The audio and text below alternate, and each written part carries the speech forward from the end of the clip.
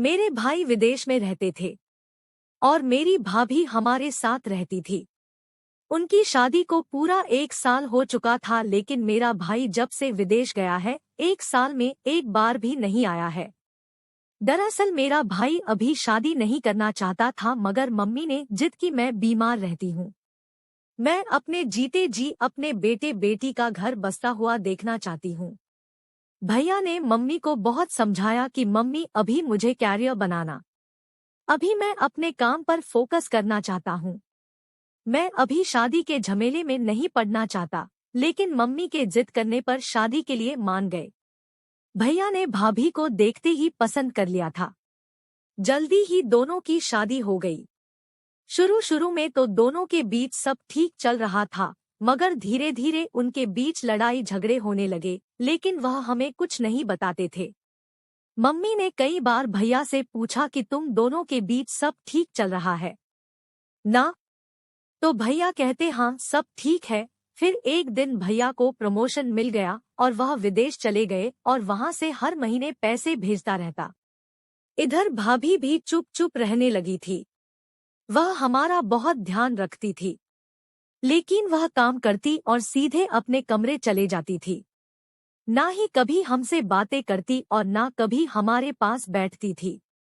अब वह रोज घर के बाहर जाने लगी, कभी मंदिर का बहाना बनाकर तो कभी डॉक्टर का बहाना बनाकर जाती। कहती मेरी तबीयत खराब है। मम्मी भी ज्यादा कुछ नहीं कहती थी, क्योंकि वह पूरे घर की जिम्मेदारी संभाल रही थी। एक दिन भाभी की तबीयत ज्यादा खराब हो गई तो हम भाभी को हॉस्पिटल लेकर गए, तो हमें पता चला कि भाभी प्रेग्नेंट है। लेकिन यह कैसे हो सकता है, मेरे भैया तो विदेश में है, फिर यह बच्चा किसका हो सकता है? जब भाभी हॉस्पिटल से घर आई तो मम्मी ने पूछा कि तुम ऐसा कैसे कर सकती हो मेरे बेटे के साथ? तुमने मेरे बेटे को इतना बड़ा धोखा क्यों दिया? क्या कमी रह गई थी हमारे प्यार में?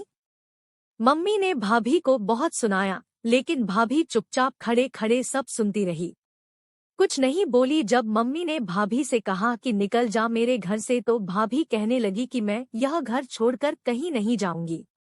तब मम्मी ने कहा कि मैं अब तुम्हें इस पाप के साथ अपने घर में नहीं रहने दूंगी। मम्मी भाभी और उनके बच्चे को भला बुरा कहने लगी, तो भाभी ने रोते हुए हमें सारी सच्चाई बताई। वह सब सुनकर तो हम हैरान रह गए, क्योंकि भाभी के पेट में जो बच्चा था वह उनका नहीं बल्कि उनके भाई भाभी का था। उसने बताया कि उसके भाई की शादी को 10 साल हो गए, लेकिन अभी तक मेरी भाभी मां नहीं बनी। लोग उसे बांझ कहकर बुलाते हैं, और मेरी मम्मी भी भैया की दूसरी शादी करने की कह रही थी, लेकिन भैया भाभी से बहुत प्यार करते थे। उन्होंने दूसरी शादी करने से मना कर दिया, तो मम्मी भाभी को दिन रात कोसती रहती, ना ही उनके हाथ से कुछ खाती पीती है, उनकी शक्ल तक देखना नहीं चाहती थी। भैया ने कई बार मम्मी को समझाया और कहा कि हम बच्चा गोद ले लेंगे, लेकिन मम्मी ऐसा नहीं करने दे रही थी। उन्हें अपना खून चाहिए था। एक दिन लोगों के तानों से तंग आकर उन्होंने खुद की जान लेने की कोशिश करी, लेकिन तभी मैं वहां पहुंच गई। मुझसे भाभी की ऐसी हालत देखी नहीं गई। फिर मैंने भाभी को बताया कि आप सरोगेसी क्यों नहीं करा लेंगे? आप डॉक्टर के पास जाइए, वह आपको और कई तरीके बता देंगे। आप बच्चा पैदा नहीं कर सकती, पर आपके बच्चे को कोई और औरत तो जन्म दे सकती है। क्या पता इससे आपकी जिंदगी में सब ठीक हो जाए। तो भैया भाभी इस बात के लिए मान गए और हम सब ने मिलकर मम्मी को भी मना लिया। लेकिन तभी मेरी शादी हो गई। मेरी शादी के बाद भैया भाभी को ऐसी औरत नहीं मिली जो उनके बच्चे को जन्म दे सके। उन्होंने बहुत ढूंढा, मगर कोई नहीं मिली। उनकी जिंदगी में फिर से अंधेरा छा गया था। फिर मैंने उन्हें अपनी कोख देने के लिए कहा कि मैं तुम्हारे बच्चे को जन्म दूंगी, लेकिन उन्होंने ऐसा करने से मना कर दिया। कहा तुम ऐसा सोच भी कैसे सकती हो? तुम क्या करने की कोशिश कर रही हो? इससे तुम्हारी जिंदगी बर्बाद हो जाएगी। लेकिन मैंने उन्हें समझाया तो वे लोग मान गए। लेकिन जब यह बात मैंने अपने पति को बताई तो वह बहुत नाराज हुए। यह टाइम अपना बच्चा करने का है और तुम किसी और के बच्चे को जन्म दोगी, तुम ऐसा सोच भी कैसे सकती हो? मैंने उन्हें बहुत समझाया कि हमारी वजह से किसी का घर रोशन हो जाएगा, किसी को जीने की वजह मिल जाएगी। इससे बड़ी बात क्या हो सकती है, लेकिन वह नहीं माने। इसलिए हमारे बीच में रोज बहस होने लगी। लोग क्या कहेंगे, लोगों का काम ही कहना है। वैसे भी सरोगेसी आजकल एक आम बात है, इसमें कोई बुराई नहीं है।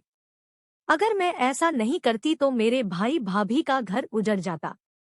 लोग उन्हें अलग ही नजरिए से देखते, वे औलाद की हर खुशी से अनजान होते। यह सब सुनकर तो हमारी रूह कांपने लगी। जो बात बोलने पर भी लोग हिचकिचाते हैं, क्योंकि बच्चा पैदा करना कोई आसान काम नहीं है और उससे भी मुश्किल है किसी और के बच्चे को जन्म देना, जिसे जन्म देते ही किसी और के हाथों में सौंपना होगा। यह बात सुनकर मम्मी ने कहा कि बेटा हमें माफ कर दे, मैंने बिना सच जाने तुम्हें इतना कुछ सुना दिया। सच में हम बहुत नसीब वाले हैं, जो इतने बड़े दिलवाली बहू मिली। आज तुमने साबित कर दिया कि एक औरत चाहे जो कर सकती है। तुमने जो किया अपना परिवार बचाने के लिए किया। मैं अपने बेटे को समझाऊंगी और हम सब तुम्हारे इस फैसले में साथ हैं।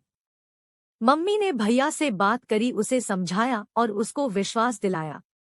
जल्दी ही मेरा भाई भी विदेश से वापस आ गया और हम सब ने मिलकर भाभी का पूरा पूरा ख्याल रखा और हम फिर से साथ साथ खुश रहने लगे। और भाभी ने जल्दी ही अपने भाई भाभी को वो खुशियां दी जिसका वह बेसब्री से इंतजार कर रहे थे। उन्हें उनका बच्चा दे दिया। सच, जो हिम्मत मेरी भाभी ने दिखाई वैसा मैं कभी सोच भी नहीं सकती थी।